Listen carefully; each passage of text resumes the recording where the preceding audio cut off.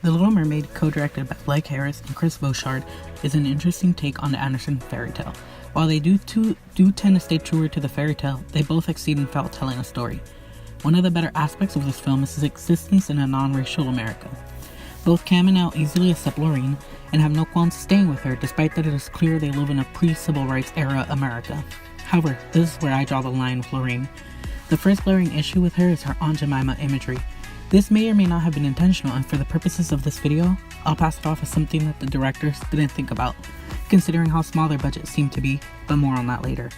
Lorraine's main task is to be a homemaker of sorts. She provides Cam and Elle with a place to stay in Mississippi, further pushing the kind of Aunt Jemima look they've portrayed her as. Not to mention, she has a typical wear we see in images or depictions of black women from the 1920s, the era in which this film is based around.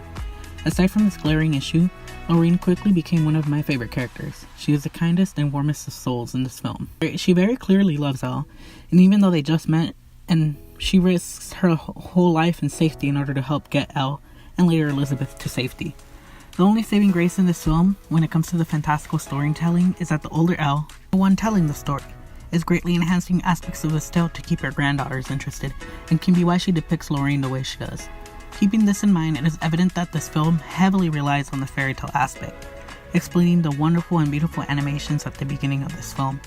And the fact that it seemed to be a rather low-budget indie film gives credence to most of the budget going towards these animations and the superpowers we see toward the end of the film. This seems to start to fall apart if one pays closer attention to the set of this film. When Cam and Elle first arrive at Lorraine's home, it is clear they are standing against the green screen of a house.